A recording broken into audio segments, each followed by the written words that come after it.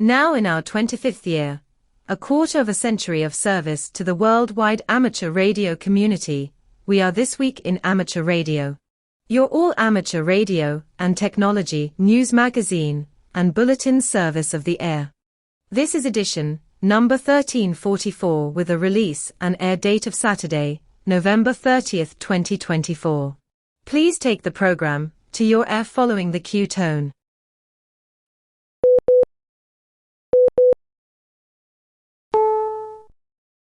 On the air and on the internet since 1993, serving the amateur radio community with weekly, reliable amateur radio news and special features, we are This Week in Amateur Radio.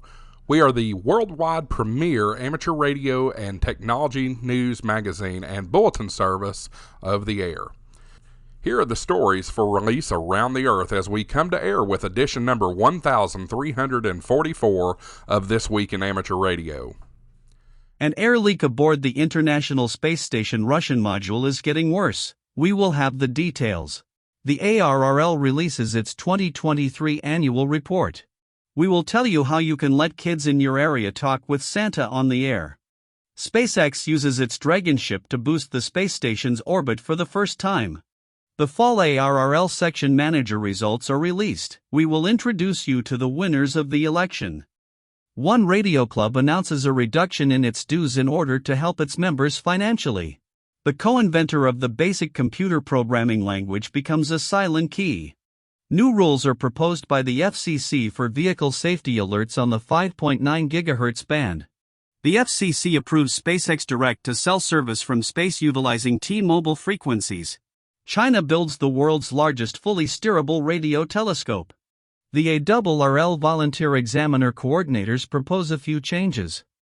And 3 Mars orbiters and more are contacted by a new radio telescope in the Netherlands. We will tell you all about it in this week's report.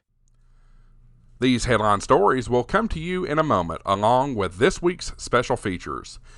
We'll visit with Bruce Page, KK5DO, and get an update from AMSAT and what's new with all those amateur satellites in orbit. Australia's own Ono Binshop VK6 FLAB and the Foundations of Amateur Radio says that suddenly there were 700. Our own amateur radio historian Will Rogers, K5WLR, and a century of amateur radio will be here to take us aboard the Wayback Machine to the early days of amateur radio, whereas 1916 drew to a close. Hiram Percy Maxim made a plea in QST to organize what might be the first round-trip message relay across the country. We will stop by and visit with Bill Sawyers, AJ8B, in the DX Corner with all the latest on DXpeditions, DX upcoming radio sport contest, and more. That's all straight ahead as North America's premier amateur radio and technology news magazine and bulletin service, This Week in Amateur Radio, takes to the air right now. Reporting from our news bureau in Knoxville, Tennessee, where Thanksgiving is over, now we've got a big cold glass of eggnog. I'm Josh Marler, AA4WX. And reporting from our news bureau in Salem, Ohio, this is Denny Haight, NZ8D. And reporting from our news bureau in Rochester, New York, along the southern shore of Lake Ontario, after enjoying a very happy Thanksgiving, I'm Dave Wilson, WA2HOY. And reporting from our news bureau this week in snowy Cortlandville, New York, I'm Chris Perrine, KB2FAF. And reporting from our news bureau just outside Albany, New York, in the Geek Cave studios, I'm Rich Lawrence, KB2MOB. And reporting from our Troy, New York News Bureau, where we've just had the first snowfall of the year, I'm Eric, KD2RJX. And reporting from our news bureau here in Western Mass, where the countdown to Christmas is officially underway. With Thanksgiving barely in the rearview mirror, the holiday season feels shorter than ever this year, and the mad dash between Turkey Feast and Twinkling Lights leaves little time for getting in that one last POTA activation. I'm Marvin Turner, W0MET. And reporting from our amateur radio outpost in the western Catskill Mountains of upstate New York, where Father Time and Mother Nature have collaborated to dump about 8 inches of snow, ice, and mud on us, I'm Don Hulick, K2ATJ. And reporting from our news bureau in Fayetteville, Arkansas, where Old Man Winter is a-knocking at the door, I'm Will Rogers, K5WLR, throwing another log on the fire. With our lead story this week, I'm Denny Haight, NZ8D. For the past 5 years, air has been escaping through the Russian section of the International Space Station at an increasing rate.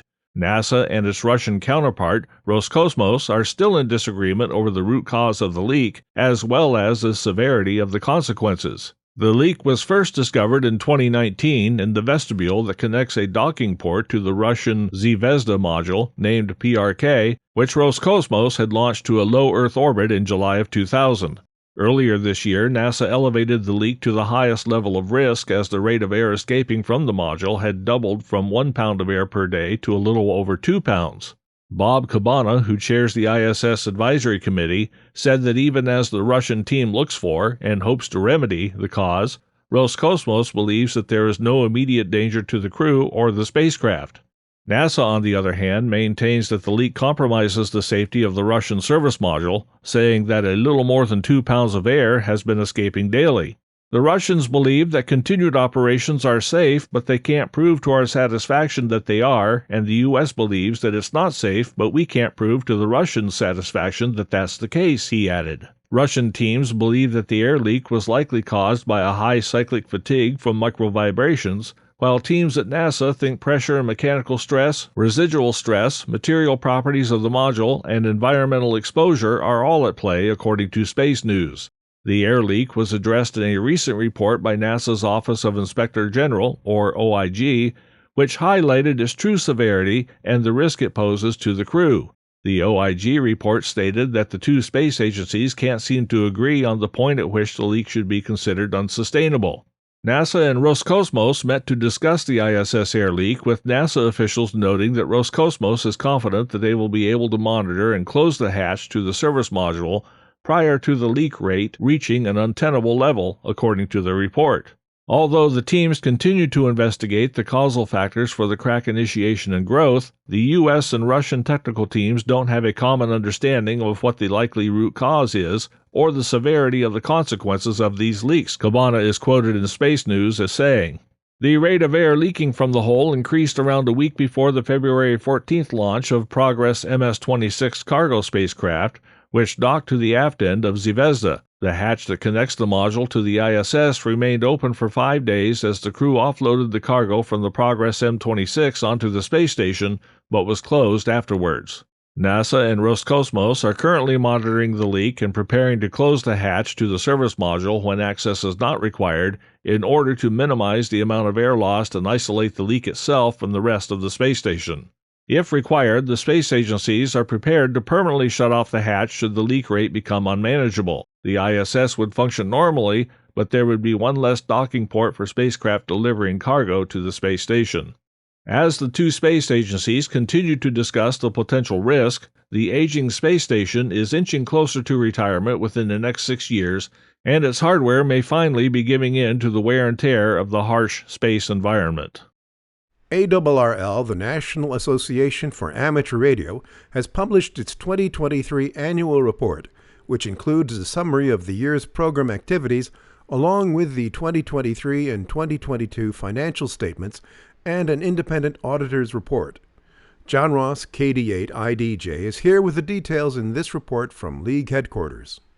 ARRL marked 2023 as the Year of the Volunteers, recognizing the nearly 57,000 volunteers who contribute to supporting the organization and the wider amateur radio community.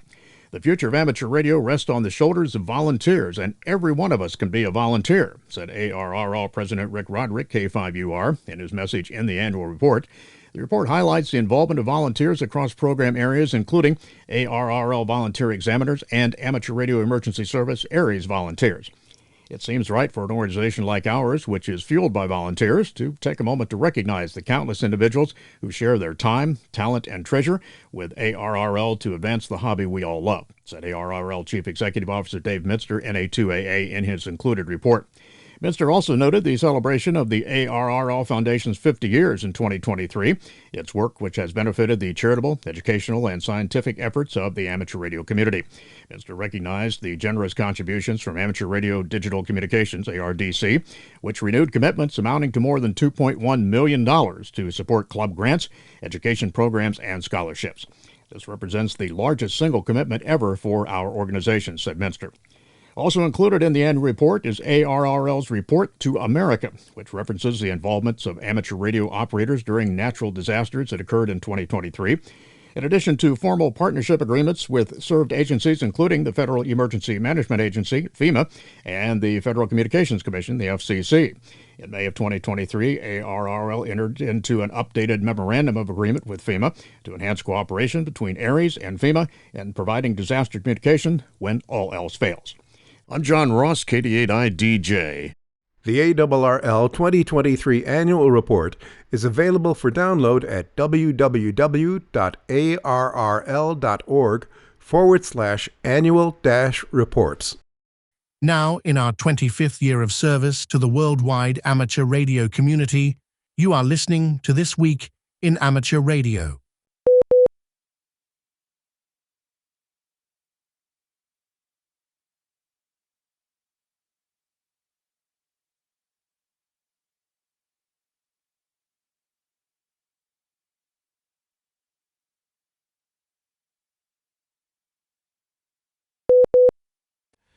At the 2024 ARRL annual meeting held in January, the Board of Directors unanimously voted to approve the establishment of a committee to assure the existence of a set of ethical standards and guidelines for board members as called for in the ARRL Bylaw 42.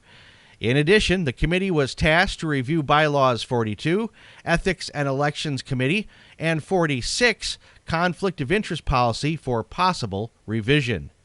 Rod Stafford, W6ROD, was selected by President Rick Roderick, K5UR, to chair the ARRL Special Committee on Bylaw 46 revisions. The committee scrutinized Bylaws 42 and 46 for revisions and incorporated feedback from legal counsel. After diligent work, the committee has finalized its recommendations and, earlier this week, presented its report and proposed bylaw revisions at a meeting of the committee. All of the ARRL board members were invited to participate in that meeting.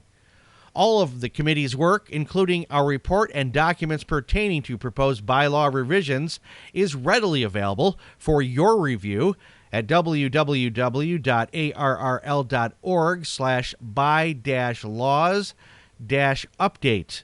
I encourage you to consider reviewing the documents to help develop your own perspective on these issues. Why this matters.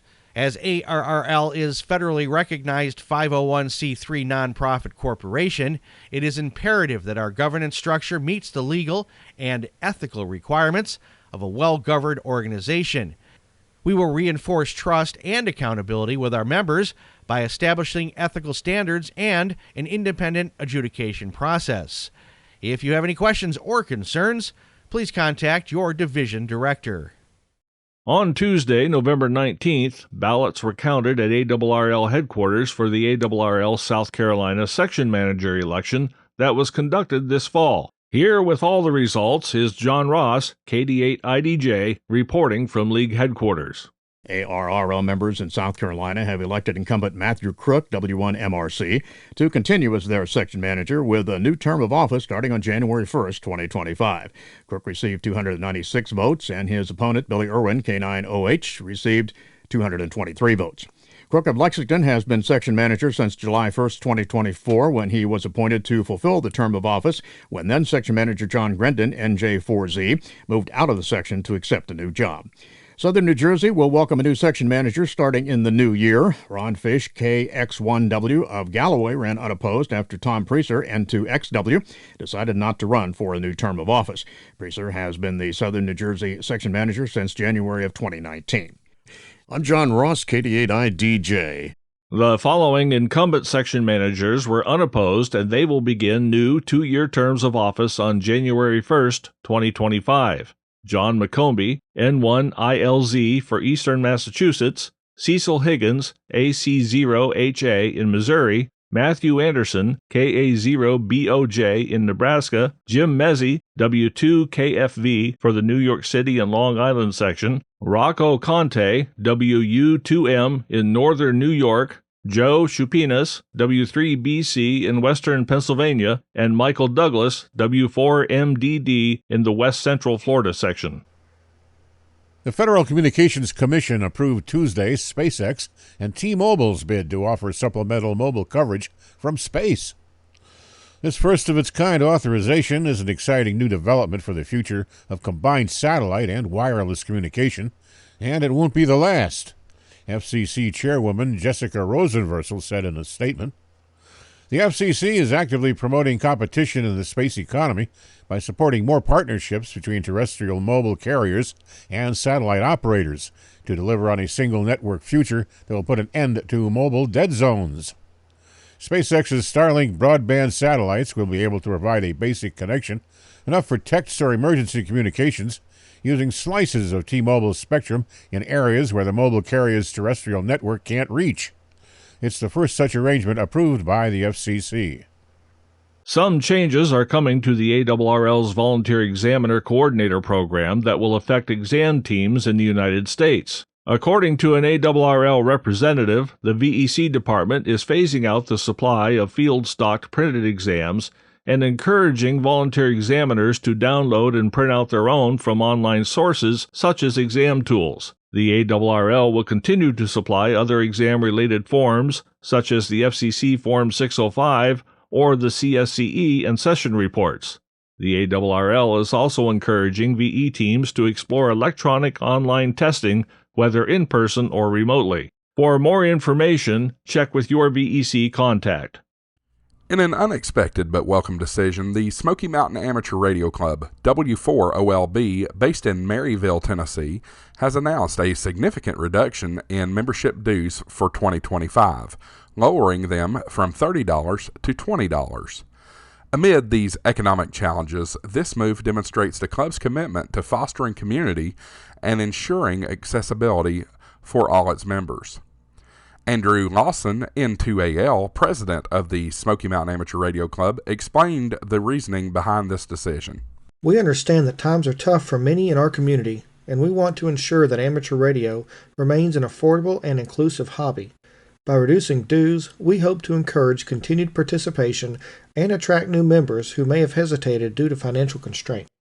Lawson says the Smoky Mountain Amateur Radio Club is well known for its vibrant community and diverse activities. Members enjoy a full calendar of events and opportunities to engage with fellow ham radio enthusiasts. Activities include Field Day. The club actively participates in the annual ARRL Field Day, providing members with a chance to hone their skills, operate under simulated emergency conditions, and connect with the broader amateur radio community. The club also hosts regular nets on their VHF and UHF repeaters, with members also connecting via Zoom for added convenience and accessibility. The KK4XA morning net is a staple for early risers. This daily net takes place on Zoom, the club's VHF and UHF repeaters, and DMR talk group 314742, Monday through Thursday at 9 a.m. Eastern Time, allowing members to check in and discuss a variety of topics. Also, they have monthly meetings, held both in person and on Zoom. The club's monthly meetings provide an inclusive environment for all members to engage in discussions, presentations, and club business. The dues reduction underscores the club's mission to promote amateur radio and serve as a resource for the community. Whether you're a seasoned radio operator or just starting out, the Smoky Mountain Amateur Radio Club offers a welcoming environment where everyone can learn, connect, and grow. To learn more about the Smoky Mountain Amateur Radio Club or to join, visit their website at www.w4olb.org or attend an upcoming meeting. With reduced dues and a packed schedule of activities, 2025 is shaping up to be an exciting year for SMARC and its members. Santa Claus will be on the amateur radio airwaves again this year. And here to tell us how you can get kids in your area to get on the air and talk to Santa is that jolly man himself, John Ross, KD8IDJ. The 3.916 Santa Net will be on the air every night at 7 p.m. Central Standard Time from November 29th through December 24th. You can reserve a spot with Santa by making a pre-net check-in. You can check in each night starting at 6:30 p.m. Central Standard Time online at www.cqsanta.com. Santa and Mrs. Claus will also be together on the air this year thanks to a special arrangements with the Crowley, Kansas County Amateur Radio Club. They will be on the air on the 147.000 repeater and the Sunflower Net system between 10 a.m. and noon on November 30th and beginning at 10 a.m. until band conditions change on November 14th and 21st. In addition to the local repeater, the Sunflower Net offers connection options to All-Star, DMR, D-Star, Echolink, Fusion, Hamshack Hotline, M17, and P25. The club is also setting up a radio link at the local library to talk to Santa. And also for the fourth year, Santa has sent Elf Chunky and his team of amateur radio operators to northern Colorado to help make sure children of all ages can talk to Santa on station N0P from the North Pole. Thanks to the Longmont Amateur Radio Club and the Northern Colorado Amateur Radio Club, children can get into the holiday spirit by talking to Santa on the radio. I'm John Ross, KD8IDJ. Both are ARRL-affiliated clubs. Get the details on that operation at w0eno.org/Santa. That's w0eno.org/Santa. You're listening to North America's premier amateur radio and technology news magazine of the air. We are This Week in Amateur Radio, distributed worldwide at twiar.net.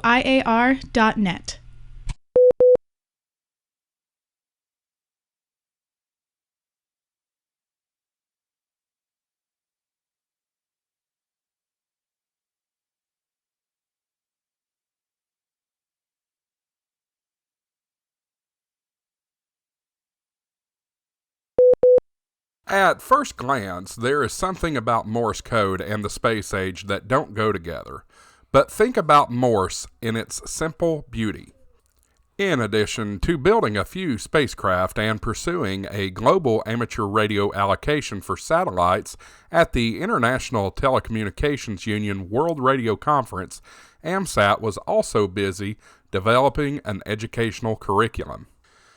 Before STEM, science, technology, engineering, and mathematics was even a concept, AMSAT thought it would be quite exciting to allow grade school to high school students the opportunity to understand the basics of a spacecraft, not by reading about it in a book, rather by using a real spacecraft in class.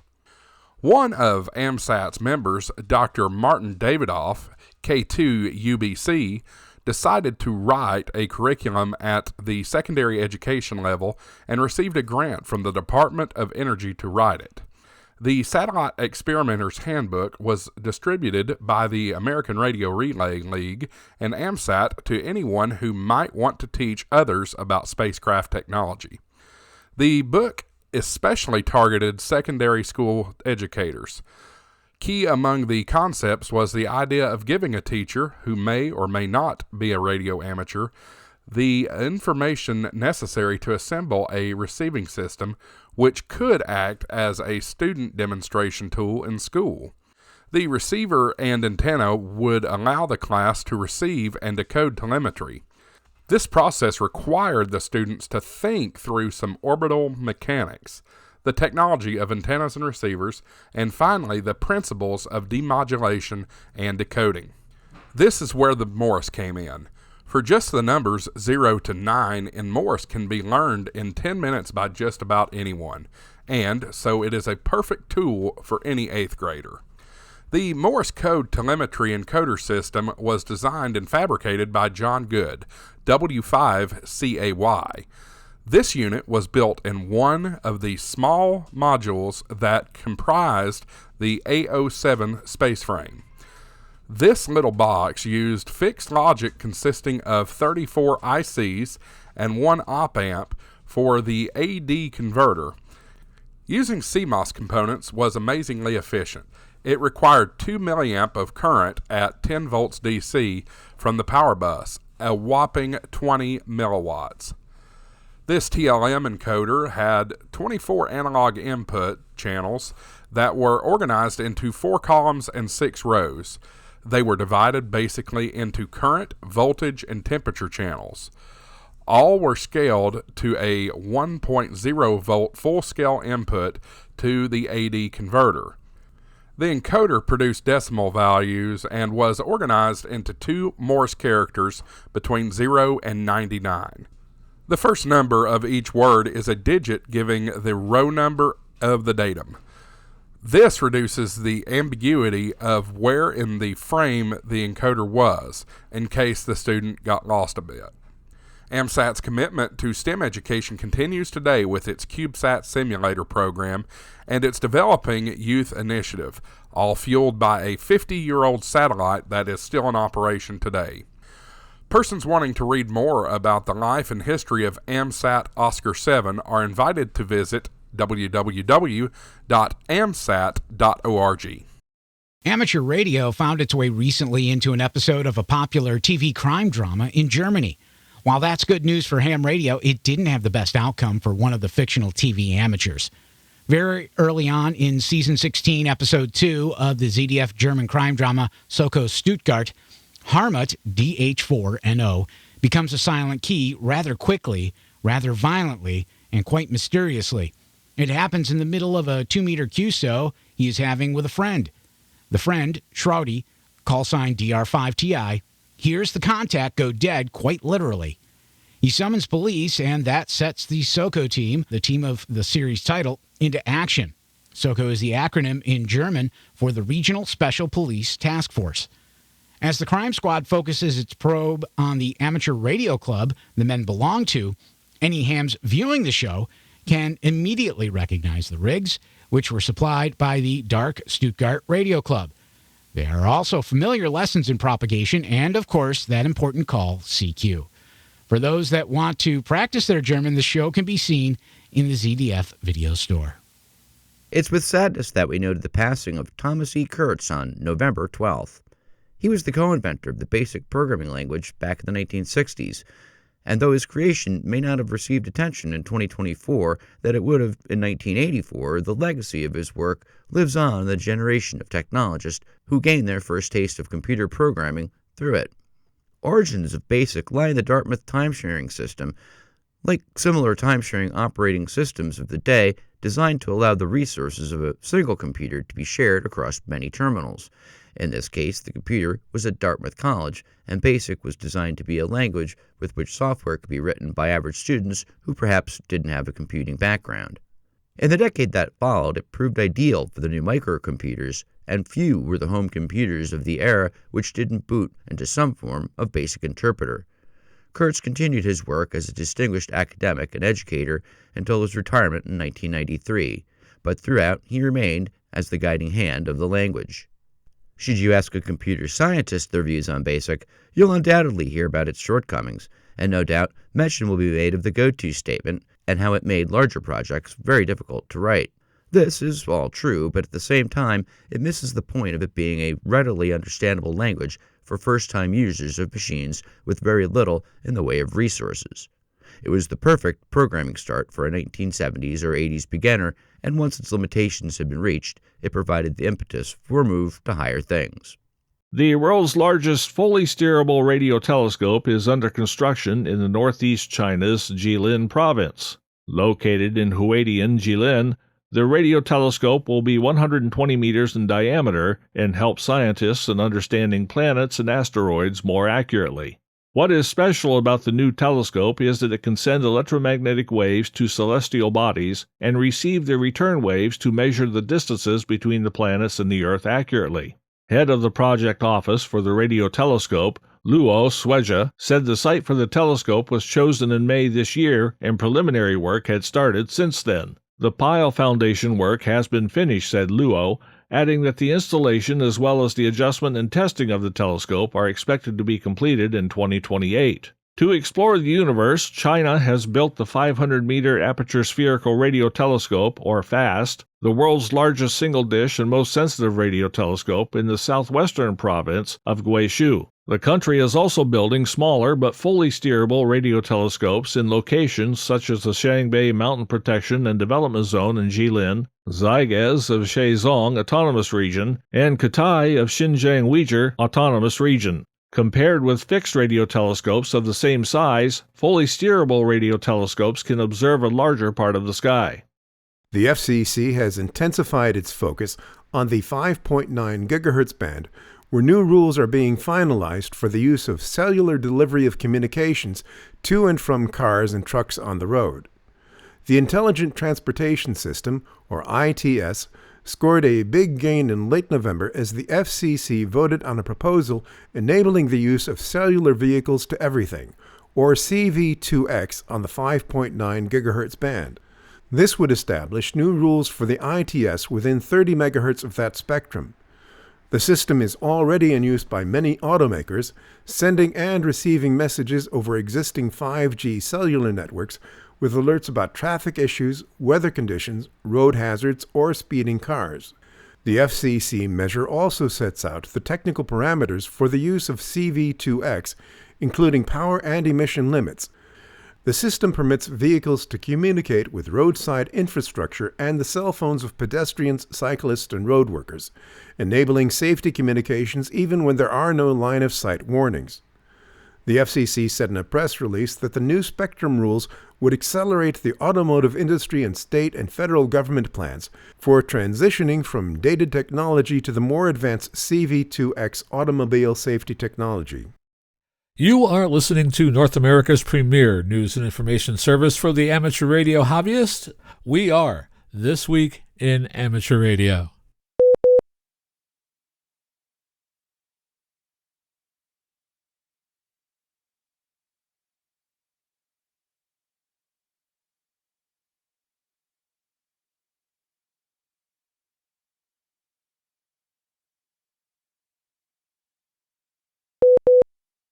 Hello, happy Thanksgiving, and welcome to the DX Corner for your weekly dose of DX. I'm Bill, AJ8B.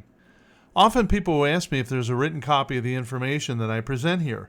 There are so many call signs, dates, and URLs being discussed, you could never remember them until such time as you could write them down. I use most of the same data that you hear in the DX Corner for the weekly DX column in the Ohio Section Journal. If you just Google ARRL Ohio Section, you will find the Ohio Section website, and you can subscribe to the weekly journal and get most of this information. The actual website is arrl-ohio.org. This is a free journal, and you don't need to be an ARRL member to receive it. You won't get the well-rounded information that you get from the This Week in Amateur Radio podcast, but you will get the majority of my DX information. So here's what's happening in the world of DX. This section of DX News comes from Bernie, W3UR, editor of the Daily DX, the Weekly DX, and the How's DX column in QST. If you would like a free 2-week trial of the Daily DX, your only source of real-time DX information, just drop me a note at thedxmentor@gmail.com, and I'll take care of it. If you've been waiting for the Central African Republic DXpedition, I have some bad news. The Tango Lima 8 Echo Sierra DXpedition by Elvira, originally scheduled for November 20th through December 9th, has been delayed. Per the QSL manager IK2DUW Antonella, Elvira's visa arrived after her originally scheduled flight had departed. IK0XBX Francesco, who is a DXpedition pilot, not an airline pilot, says that she expects to arrive in Central African Republic on Monday, November 25th. So it's very likely by the time you're listening to this that she's already QRV. And I've worked Elvira in several of the countries that she's been in, and she's a terrific operator. My friend Krish, W4VKU, is now QRV as VU4A from Andaman Islands. VU4A is QRV until December 11th. Krish arrived in Chennai, India Sunday morning and spent the day sorting the gear for shipping. All was ready for shipment to Port Blair by air cargo on Tuesday morning. Wednesday morning, the 27th, he left Port Blair and will collect the gear when he arrives. Masts were sent ahead a couple of weeks ago. A 5-element Yagi for 6 meters and Yaesu rotors were packed. W7GJ shipped him a 6-meter preamp as well. They hope for, quote, a better 6-meter reach this time, and he will try EME and WSGTX. Krish hopes to be on the air for that first day. A 60-meter vertical will be put up and other antennas as well, at least a 40/30 vehicle for evening gray line Wednesday, and possibly a 20 through 10 meter vertical. Antenna installations will continue through the 28th, including a 160-meter, 80-meter, 2-element phased array and receiving antennas. Live stream is hoped for with a cellular Wi-Fi access point available. The VU4A FT8 will be MSHV with an answering filter based on the farthest DX first. He advises stations to send their grid, which is how distance is calculated. Krish asks DXers to be patient with single sideband starting a day or two later, once everything is set up and final. There is a generator on site with power stability as an open issue, so he'll have to figure that out. Krish is really a great guy, and you can learn more about his previous DXpeditions and his accomplishments by checking out the DX Mentor YouTube channel, episode 31, and the DX Mentor podcast, episode 31 as well. KU1CW, Alex, is living and working in Saigon and operating as 3 Whiskey 9 Alpha. This is his second DXpedition there. His stated focus is on the low bands and 10-meter openings as well. So where in the world is SP9 FIH? Jan Hughes has wrapped up his 5 Radio 8 Whiskey Echo DXpedition from Madagascar. He is now on his way to the Marshall Islands, where he should be QRV now as V73 Whiskey Echo until December 13th. Jan Hughes will use an ICOM 7300 with a 3-element Yagi for 12 and 10 meters and a vertical for 40, 30, and 20. K7AR, Al, reported earlier this week that, quote, things were going relatively smoothly at Wallis and Futuna Islands as Fox Whiskey 7 Alpha Alpha. We have almost 4,000 QSOs in the log. We have 2 Elecraft K3 transceivers and 2 Elecraft KPA 500 amplifiers with DX Commander Signature 9 and classic antennas. We are working on getting a 160-meter inverted L and beverage up as well. Both W7YAQ Bob and I agree that band conditions have not been that good, especially to Europe. Not nearly as good as our VK9 LAA and A31 DL trips. This morning at our local Sunrise, we could copy Europe for the first time on 30-meter FT8 and we had a good run, end quote. As a reminder, Al and Bob will be active as FW7AA through the end of the month. On their return, they will stop in Fiji and will be active as 3 Delta 2 November Bravo through December 2nd. So I hope you get a chance to work them at both locations. Rick, NE8Z, operating his HC1MD/2 station from Ecuador, will be mostly active on 6 meters over the next month. I am watching daily in all directions for 6-meter openings, he says. He will mostly be on FT8, but if the F2 is good, he will try single sideband on 50.11 MHz and CW on 50.097 MHz. He is running 500 watts into a 5-element LFA. You can learn more about Rick, Ecuador, and his accomplishments by tuning into the DX Mentor YouTube episode 43 or the DX Mentor podcast episode 44.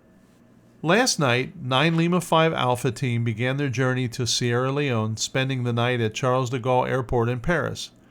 Earlier today, they departed for Brussels, Belgium, with a later flight to the capital of Sierra Leone, with a stopover in Monrovia, Liberia. The team expects to arrive at Freetown International Airport in Sierra Leone on Thursday. Once they arrive and get their gear, they will then travel about 3 hours to their operating QTH. I do need Sierra Leone this year for the challenge, so I can't wait for them to get on the air. I know that sounds selfish, but hey, that's why we do this. The S21DX group will activate AS-140, Dalchar Island, Bangladesh, December 13th through the 19th, concentrating on training local operators, instructing them on HF stations, propagations, and pileups.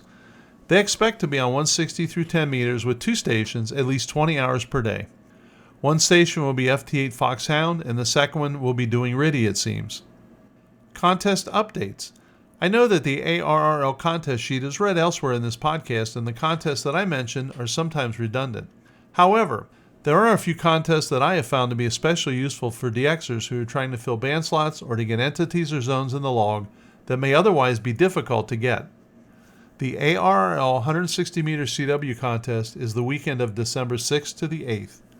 The objective is for amateurs worldwide to exchange information with W/VE amateurs on 160-meter CW. DX to DX QSOs do not count for contest credit. Stations located in overseas and non-contiguous U.S. territories may be worked by DX stations. This includes Alaska, KL7, the Caribbean U.S. possessions, which are KP1 through KP5, and all of the Pacific Ocean territories, KH0 to KH9, including Hawaii, KH6. These stations can work both domestic stations, US and VE, as well as DX stations around the world. The contest begins 2200 UTC Friday and ends 1559 UTC on Sunday. This is a 42-hour period with no time limitation. The exchange is signal report and your ARRL section. I have participated in this contest for several years, and I look forward to it every year. The first year for me was 2017. That year I learned why 160 meters is called the gentleman's band. Although rates are always important, many hams worked patiently to make sure that exchanges were solid and information was complete with me. I did not have a great antenna and did not have an amplifier, and I had several hams stop by the next day to, quote, say hello and let me know that my signal was better than the day before. Just a really great group of hams. The other thing I noticed is I got a lot of QSL cards from that contest as well, and I'm into that, so that was cool. Until next week, this is Bill, AJ8B, saying 7-3, and thanks to my ex-whale Karen for her love and support. I hope to see you in the pileups. Coming up next, This Week in Amateur Radio is presenting another chapter of A Century of Amateur Radio, hams, organizations, events, inventions, from the mind of Chris Cordella, W2PA, and his editing team. Each episode will bring a different aspect of early amateur radio history. Coming up right after station identification here on This Week in Amateur Radio. You are listening to This Week in Amateur Radio, available as an on-demand stream from Spotify, Deezer, and wherever podcasts are available.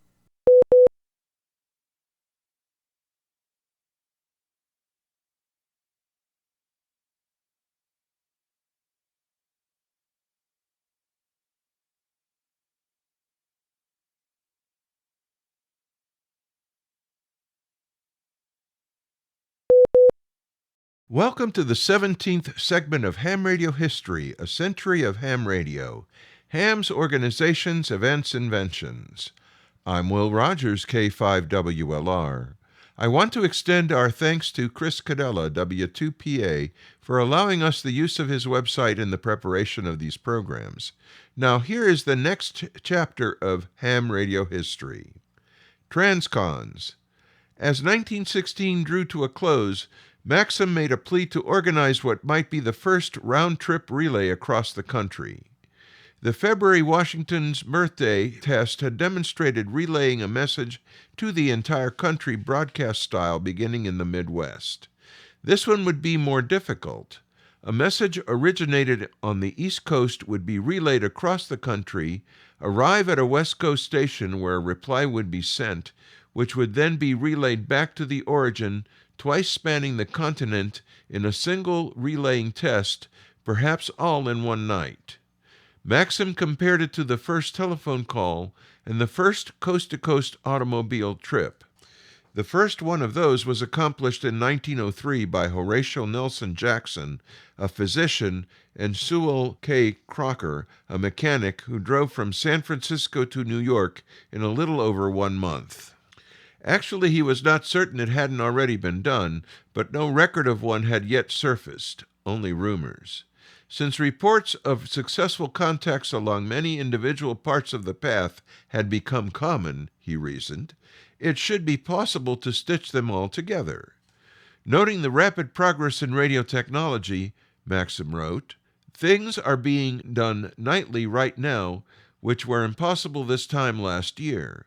What is coming by this time next year, no man is bold enough to guess, for in no art being practiced today is advance so rapid as in amateur wireless telegraphy." He had already taken the matter up with the trunk line managers and would be publishing a plan in the next issue of QST. But an attempt at a transcontinental relay happened before any plan made it into print. As a record for future generations to smile over, we herewith print that an attempt was made on 4 January 1917, after detailed preparation, Newspapers in Hartford and Hoquiam, Washington, were set to exchange a previously arranged question and answer that had been kept secret. Hartford would do the asking. Maxim at 1ZM was to start the exchange with Henry W. Blagen, 7DJ in Washington. Its failure was blamed primarily on excessive QRN, combined with an unusual lack of propagation between the Midwest, 8HN, 9ZN, and others, and the Northeast, 2ABG and 2AGJ. Personal accounts attested to horrible conditions and severe weather. Furthermore, 7ZC in Montana reported that the western leg had been in flux anyway, with this critical relay station having been notified of the test only 1 day in advance, and another 7ZH in the middle of a move. They would try again. Less than 2 weeks later, on 17 January, success! The first transcontinental one-way message relay occurred. 3 of them, in fact, all originated from the Seafred brothers sent to ARRL headquarters. The messages traveled via 5 hops: Seafred Brothers 6EA, Los Angeles, California; E.A. Smith 9ZF, Denver, Colorado; W.P. Corwin 9ABD, Jefferson City, Missouri; K. Hewitt 2AGJ, Albany, New York; H.P. Maxim 1ZM, Hartford, Connecticut, the longest hop being 1,040 miles from Jefferson City to Albany. But 9ZF was acknowledged as having been pivotal since his station was the only link along his segment. The others all had parallel routes available. The relays continued through early February. In all, 21 messages were passed, every one of which went through 9ZF. This was not along an already established trunk line, but no matter. It now was designated as such and assigned to Matthews and his northern line. Then, a couple of weeks later, in the early morning of 6 February, a round-trip relay was completed all in one night. The job was done by 2 p.m.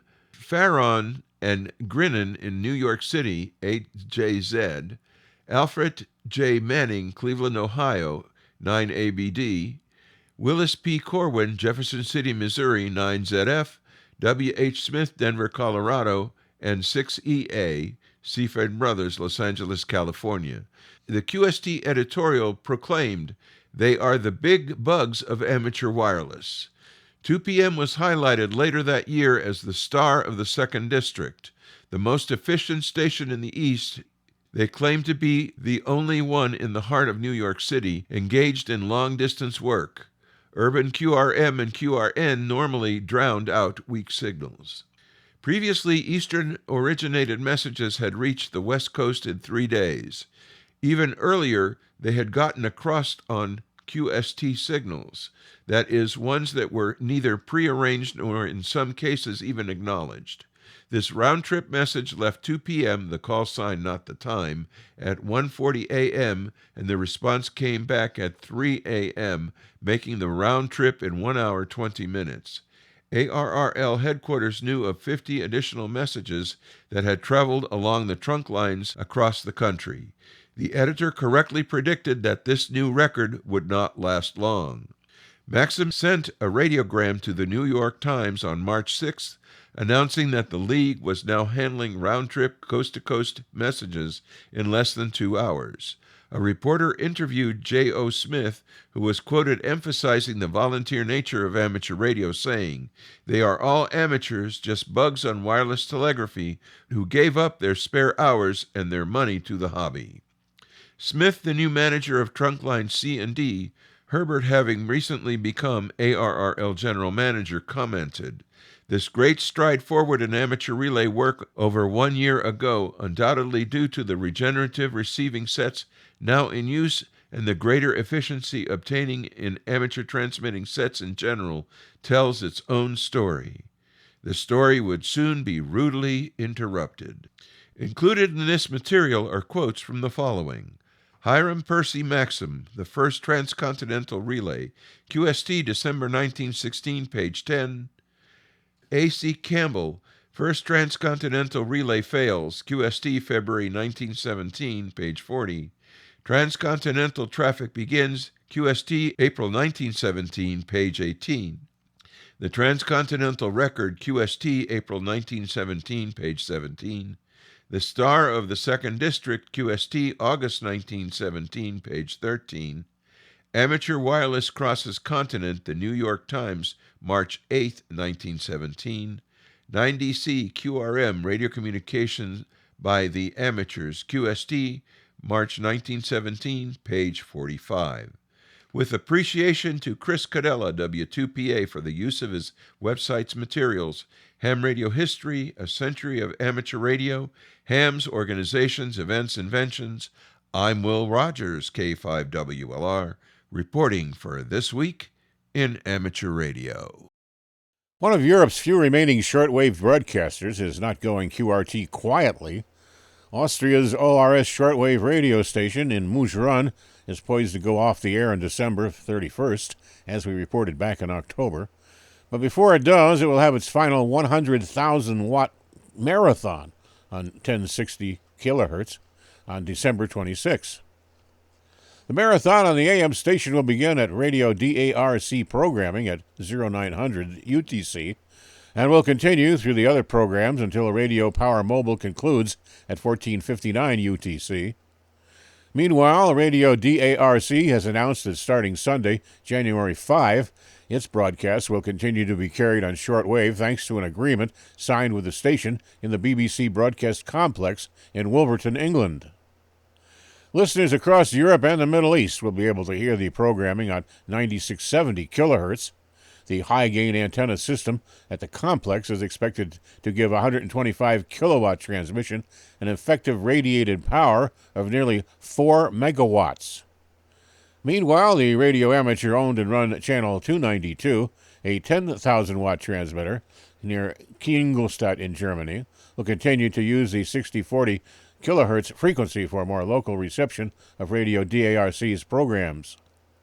The ORS station was formerly Radio Austria International broadcast station and is well known for having had Europe's largest directional antenna system for shortwave broadcasts.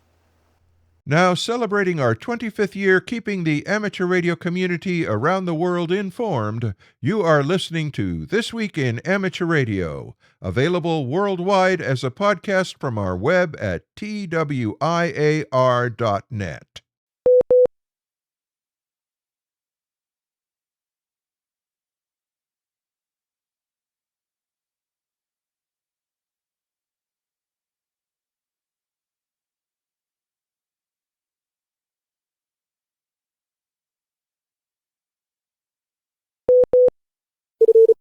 Foundations of Amateur Radio.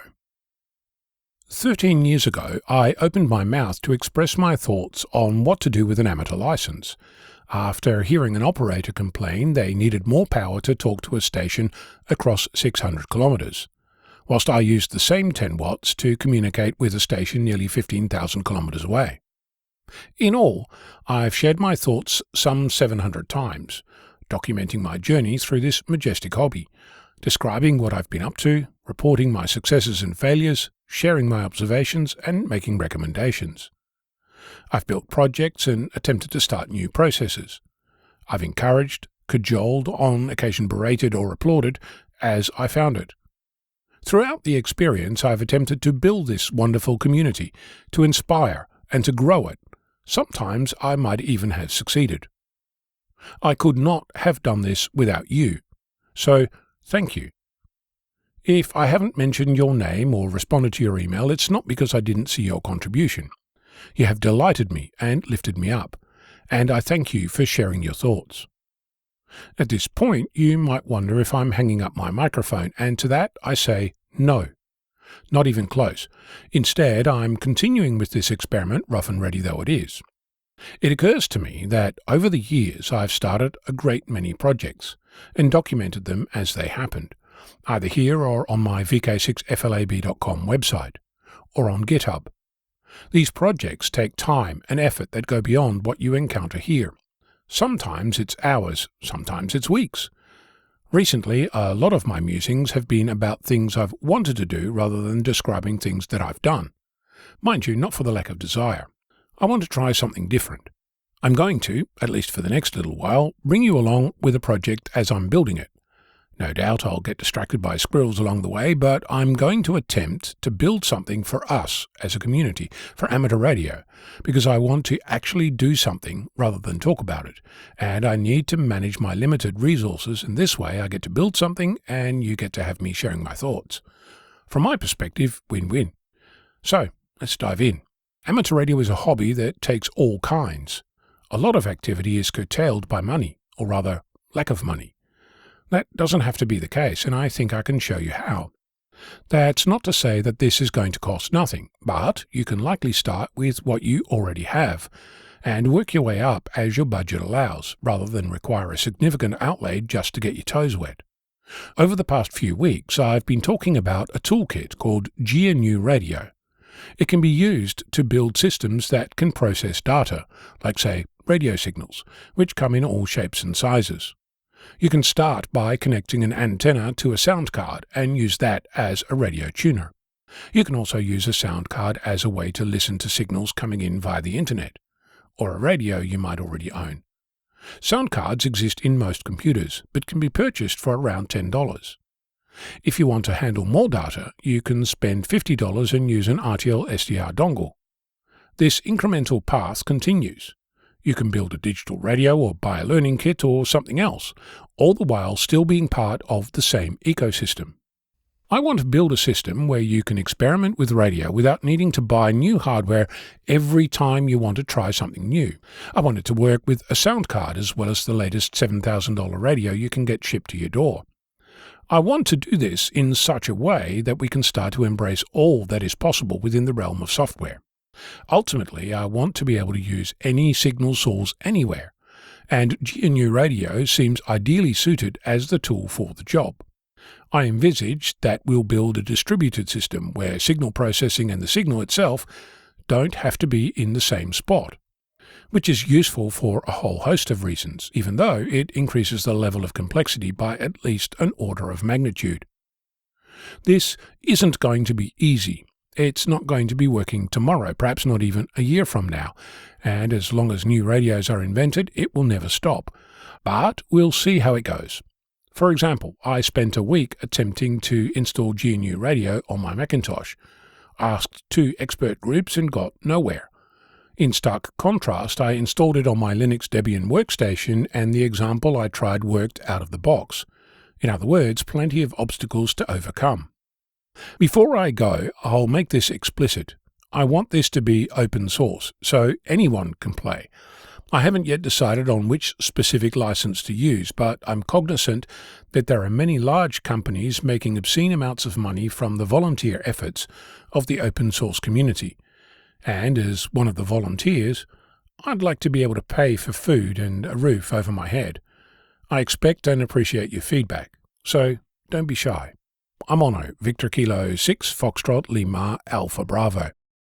Amateur radio operators ages 25 and younger will be on the air as special event stations around the world throughout December in celebration of Youth on the Air Month in amateur radio. Youth on the Air Month stations will be on all bands and modes at various times. QSL and award information is at events.ham-yoda.com.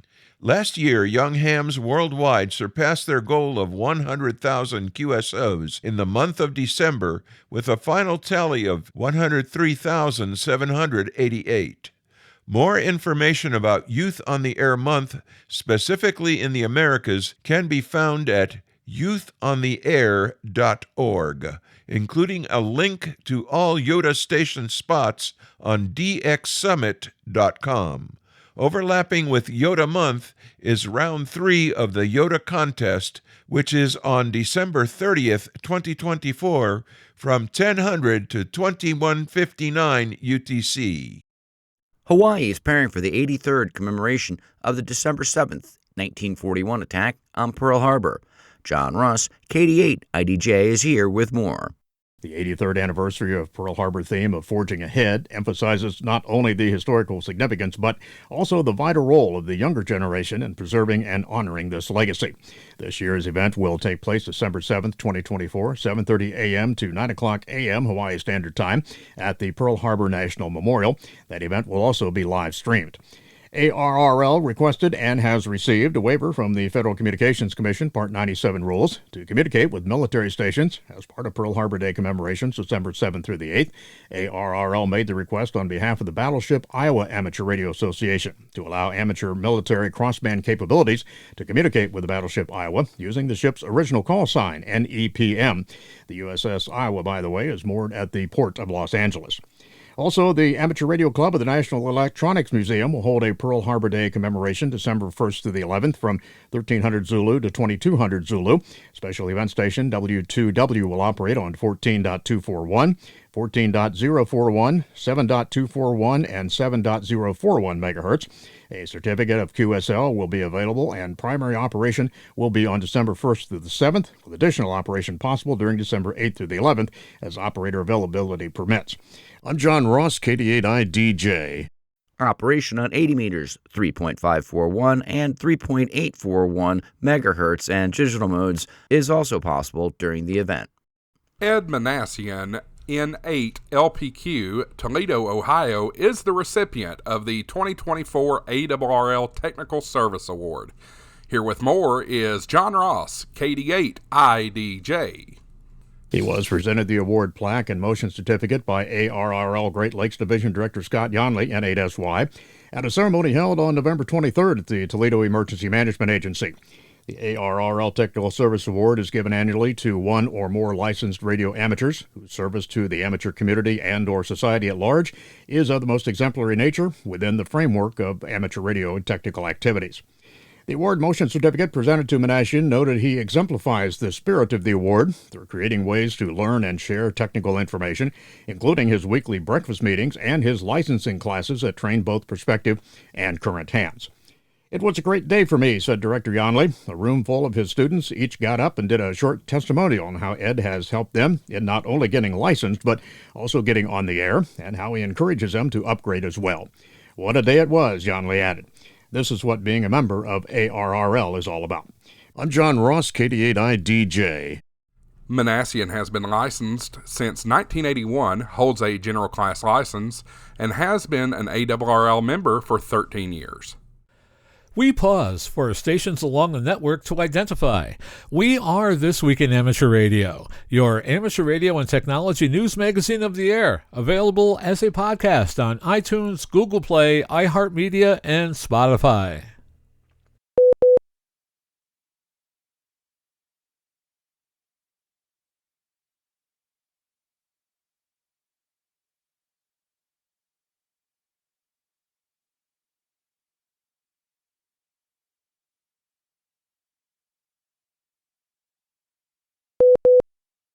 Bruce Page, KK5DO, is here now with this week's AMSAT report. Bruce? Long before there was STEM, AMSAT was working on providing students with a way to observe spacecraft telemetry.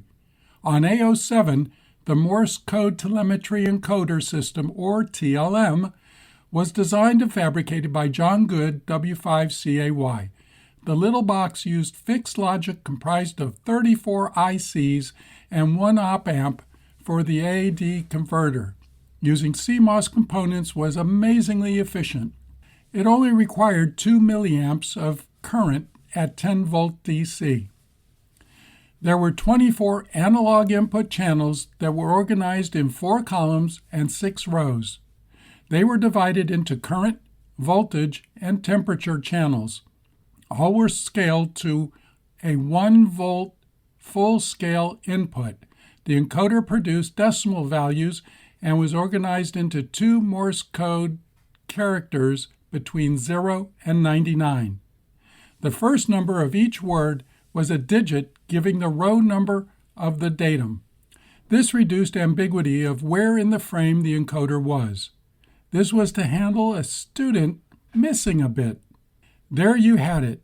A07 was already providing teachers and those interested in what is happening to the spacecraft with real-time data.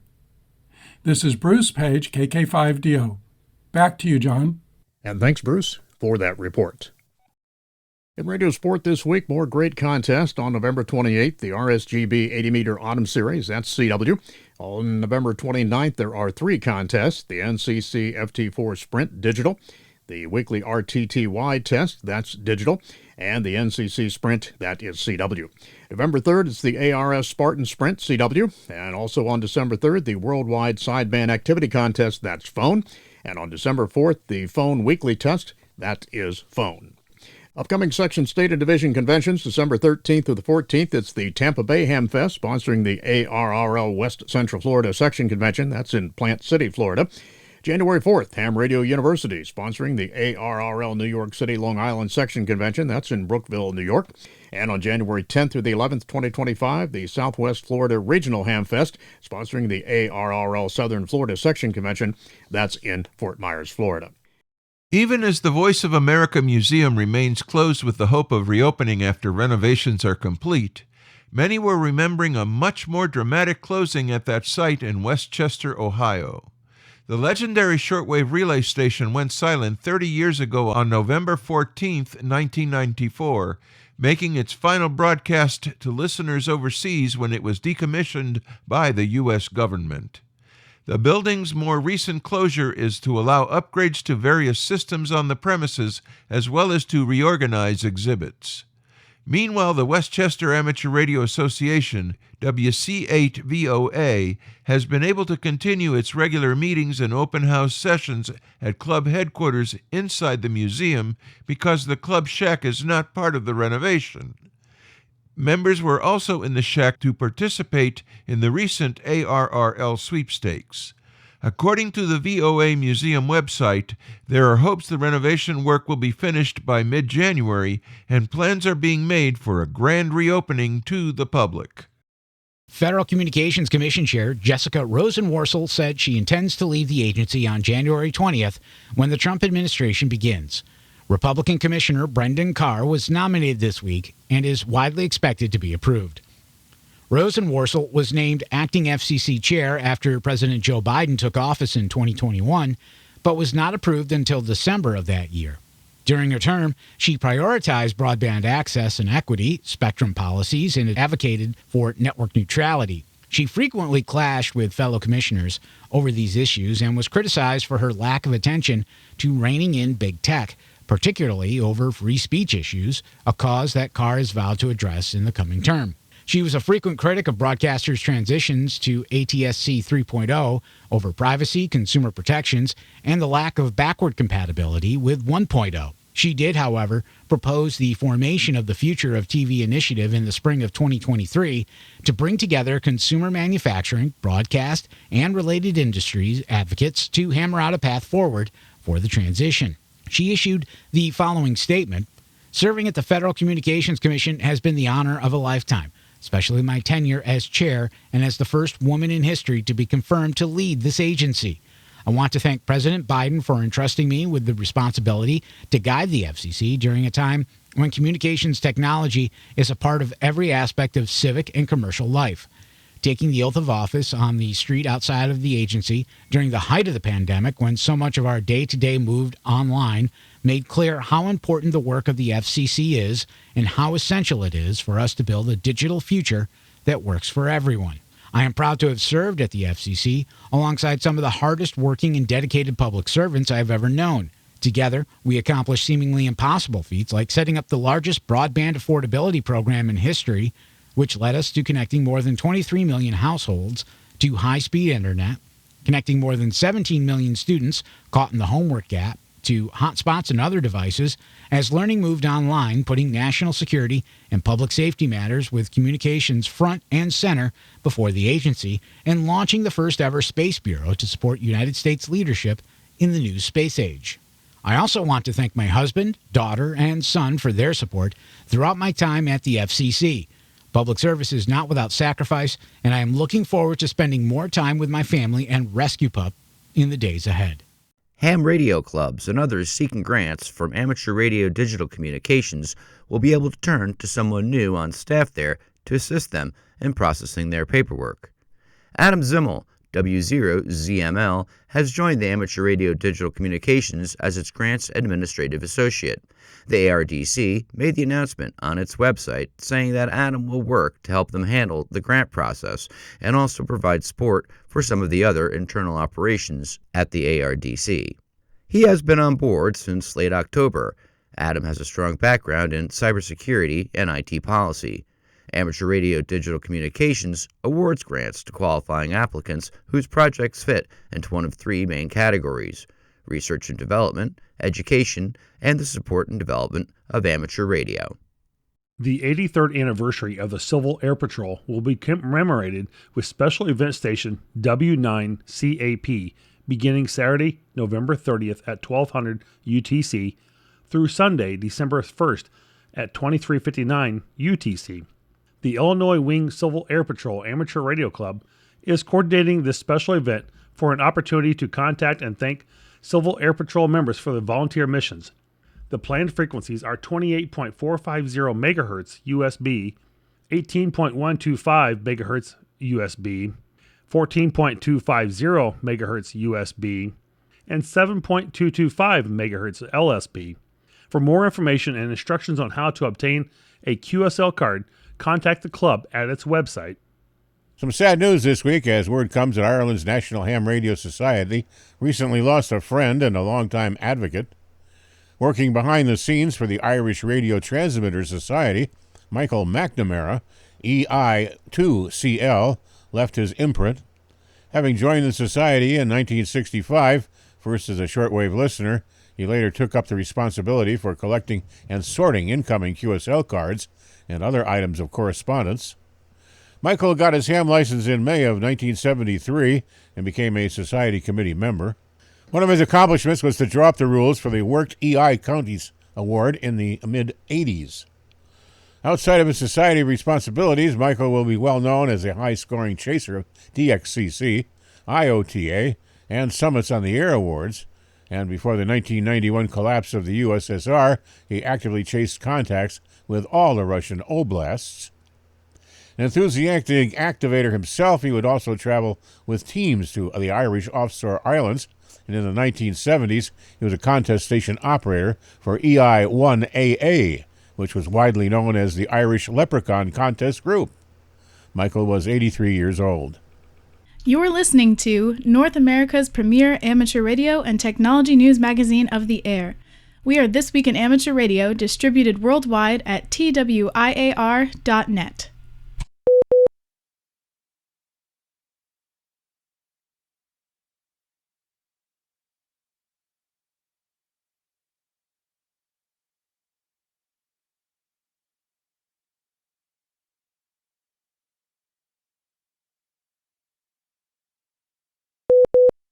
It is time once again for AMSAT satellite shorts from all over.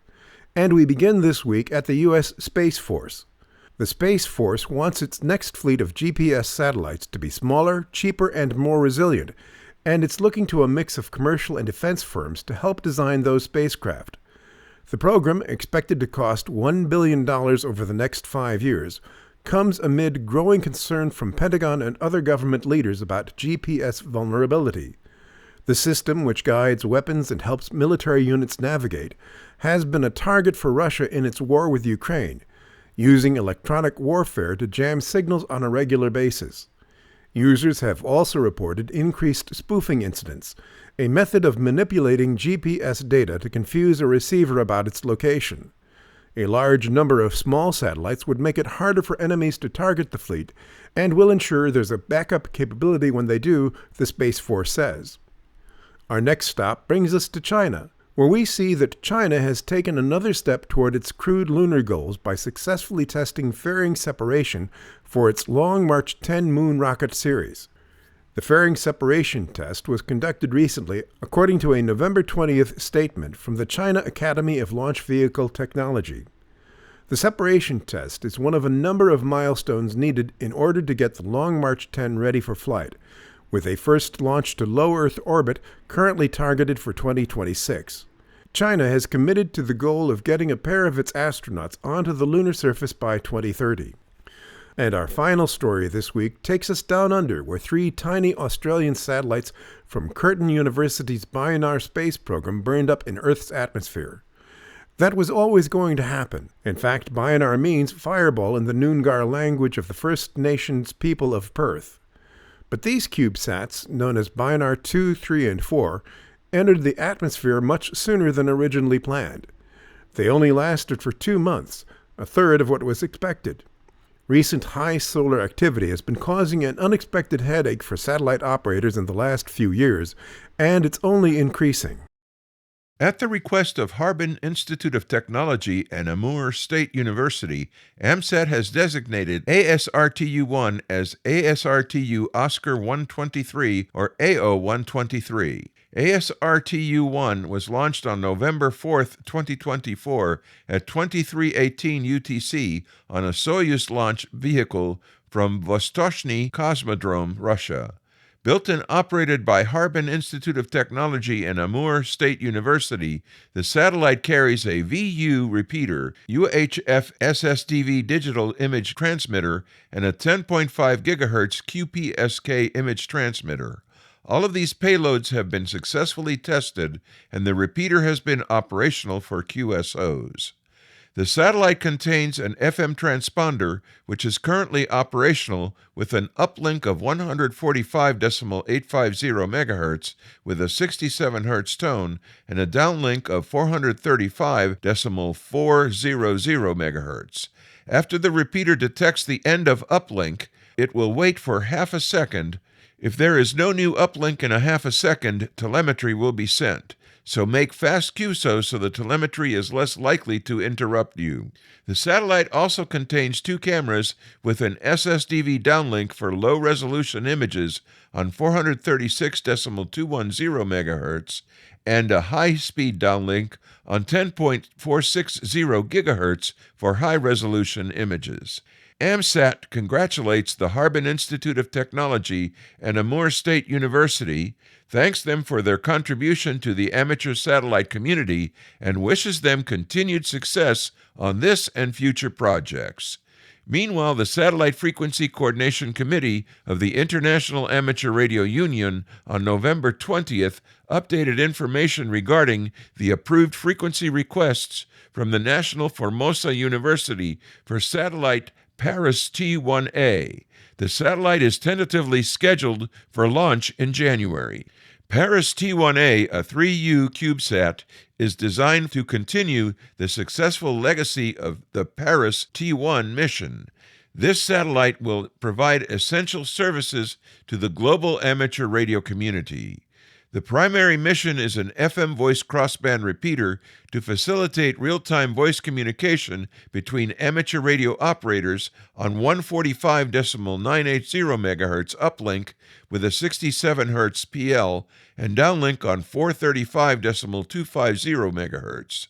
The satellite will also carry an APRS digipeater to enable the transmission of real-time position and status information from APRS-equipped devices on 145.825 MHz. A telemetry beacon downlink on 437.850 MHz has also been coordinated with unencrypted telemetry packets accessible to the public through online dashboards like SatNOGS, promoting transparency and community collaboration. Paris T1A is anticipating a SpaceX launch from Florida in January 2025 into a 590 by 510 kilometer 98-degree orbit. Thanksgiving is a time of joyous celebration. In the frantic static and noise of the band of life, we hope you'll find a moment to reflect on things for which you are grateful. John Ross, KD8IDJ, has more. ARRL is grateful to its members who allow us to do their work on their behalf of promoting and protecting amateur radio and inspiring future generations to make ham radio and wireless technology a part of their lives. No one does more for amateur radio. ARRL is globally recognized by radio amateurs and the public for promoting amateur radio through superior delivery of content, training, and licensing. Whether a ham is new to the hobby or an experienced contester, ARRL programs and services are there for you. The work is supported by many generous donors. Some of them are part of the Maxim Society, but many more stand with ARRL through smaller gifts as they can. Each donation makes a direct impact on this hobby, and we all serve and enjoy. We are deeply grateful for each gift. As the holiday weekend comes and goes and Black Friday sales give way to Cyber Monday, giving you a head start on holiday shopping, please consider the impact you can make on Giving Tuesday. Giving Tuesday is a national campaign to support nonprofits like ARRL. It's a time during the busy holiday season to reflect on your ways that you can make an impact. I'm John Ross, KD8I DJ. ARRL would appreciate your consideration this year on Giving Tuesday. A gift, no matter what amount, would further enable the work they do.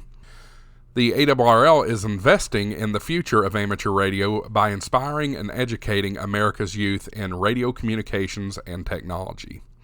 Through expansion of existing programs and the creation of curriculum-based initiatives targeted at middle and high school STEM education programs, ARRL is developing the next generation of radio amateurs.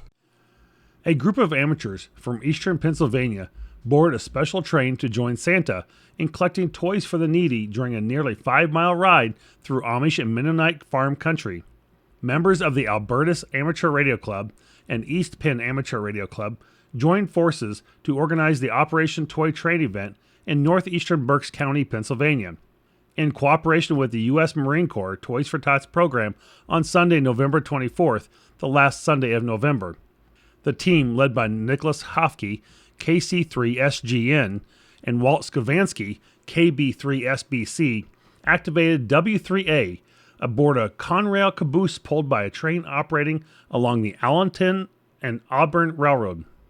The duo set up a homemade inverted L antenna stretched over the roof of a flat rail car to make HF contacts on 20 and 40 meters. They also employed a 2-meter radio and antenna to make VHF contacts with local hams along the route. During the 5-hour period, the group collected more than 160 toys at 3 stops along the rail line and made more than 75 contacts using the W3A call, including QSOs with stations across the continental U.S., Puerto Rico, and even Great Britain. Skavansky said one guest operator, whose handle is Sierra Alpha November Tango Alpha, was particularly thrilled to learn that all those who made contacts with W3A were on his nice list. Skavansky said Santa was happy with the donations of so many toys brought by those who came out to greet the train and check out the activities of his ham friends. Santa thanked them all and promised he would make sure the toys find homes this Christmas. You are listening to This Week in Amateur Radio, available as an on-demand stream from Spotify, Deezer, and wherever podcasts are available.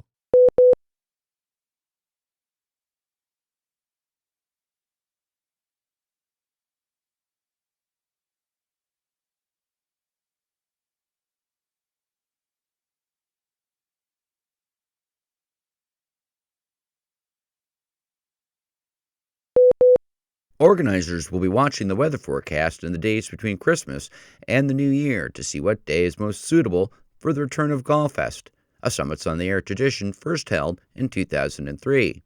Over the years, the event's purpose has become one-half SOTA and one-half social. Since the beginning, activators have set up operations on summits in the Shropshire area or on summits near the border of England and Wales, staying close enough to one another for a convenient meetup afterward in Church Stretton for coffee and cake. Organizers Tom M1EYP and Jimmy M0HGY are hoping for a turnout that even attracts SOTA first-timers. They expect lots of opportunities for summit-to-summit contacts. If you wish to participate, Tom advises following the discussion thread on the SOTA reflector to coordinate with other activators as to which summits everyone is going to be on.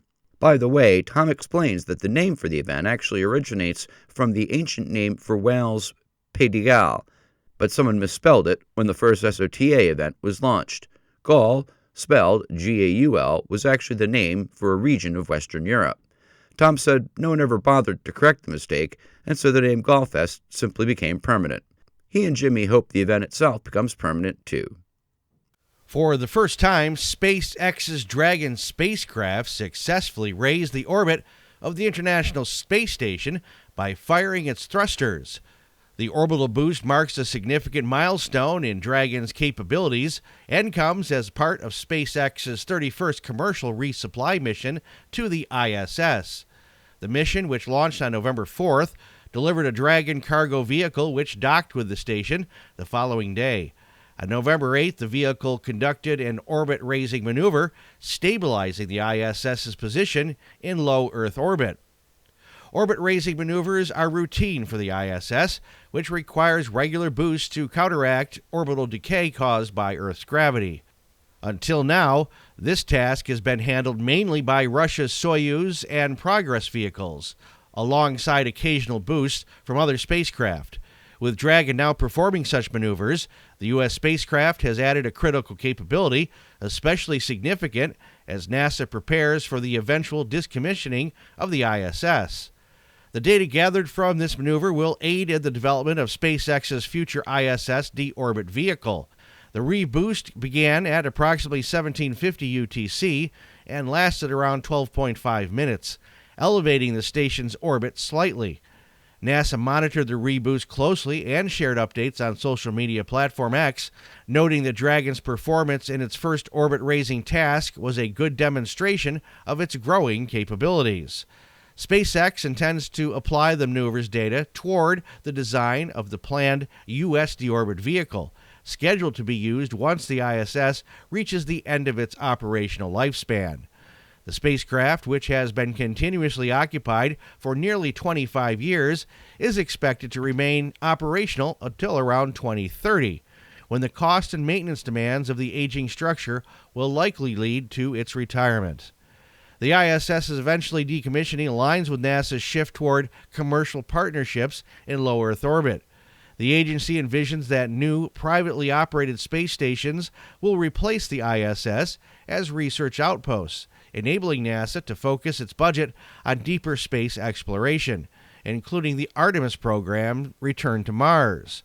With the ISS contract awarded to SpaceX, the agency has placed its trust in the private sector to develop the technology needed to safely conclude the station's mission in a controlled manner. The success of Dragon's reboost maneuver also underscores the U.S.'s reduced reliance on Russian spacecraft to maintain the ISS's operation. Despite global political tensions, notably since Russia's 2022 invasion of Ukraine, the U.S.-Russia partnership on the ISS has persisted. However, Dragon's demonstrated ability to perform reboosts offers NASA an alternative if needed. Since Dragon began launching U.S. astronauts in 2020, SpaceX has provided NASA with a reliable launch option from American soil, and now it's a proven capability of supporting the station's orbit, a role essential to the ISS's long-term stability.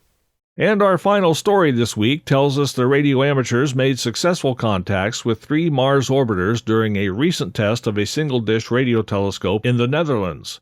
In early November, the C.A. Muller radio astronomy station, PI9CAM, conducted its first test on X-band with an 8.4 GHz feed created by Dutch amateur Bert Moderman, PE1RKI.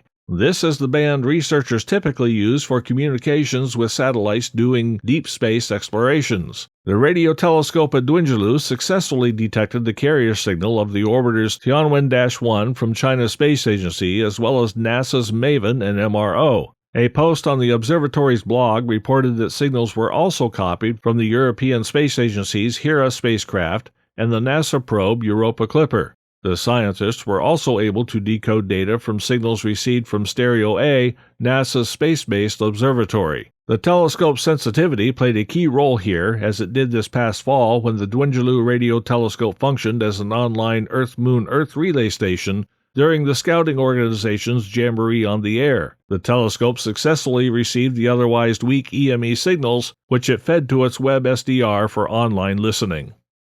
This Week in Amateur Radio is holding open auditions for news anchors for the weekly national worldwide amateur radio news service. If you have a good radio voice and can reliably read provided news copy, we are looking for you. This, of course, is an all-volunteer position. An amateur radio license is not required.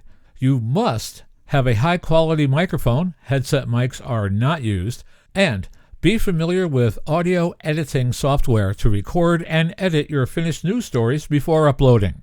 If you would like to try out for a weekly or bi-weekly anchor position with North America's premier amateur radio news on air and podcast, please send an email to our producer, George, W2XBS.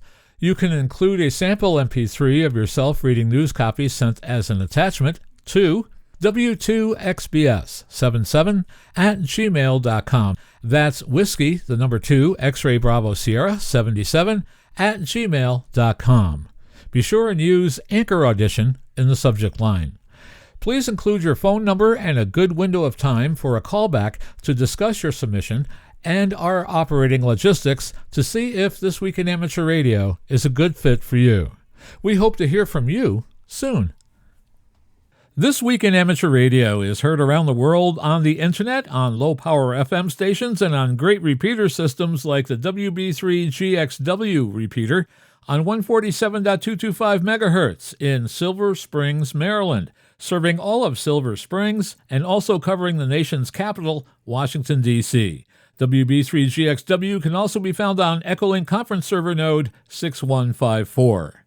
If you are a This Week in Amateur Radio affiliate and you would like us to give a free on-air announcement of your station's carriage of the program, please send us an email with the station location, call sign, coverage area, and day and time you air This Week in Amateur Radio, plus any other information you would like us to impart. You can send to the following email, w2xbs77@gmail.com. That address once again is w2xbs77@gmail.com. Many of the news and information items heard in this edition of This Week in Amateur Radio have been provided by the American Radio Relay League, the ARRL Audio News Service, and the ARRL Letter, AMSAT, the Radio Amateurs of Canada, the Shortwave Listening Post, the Federal Communications Commission, the Radio Society of Great Britain, and Ofcom, the South African Radio League, the International Amateur Radio Union, the Wireless Institute of Australia and the Australian Communications and Media Authority, the New Zealand Association of Radio Transmitters, the Amateur Radio Newsline, the Rain Hamcast, Eric Guth, 4Z1UG and QSO Today, QRZ.com, the International Telecommunications Union, the 425DX News, Parks on the Air, and the Soda Reflector, and various news sources on the Internet. With special thanks to all our weekly news sources and to you, our listeners, that wraps up this edition of This Week in Amateur Radio. If you'd like to write to us, you can find everything you need, including archive editions of the news service, at our website at twiar.net. And now, for all of us at This Week in Amateur Radio headquarters and our news team around the world, this is Chris Perrine, KB2FAF, wishing you a 73.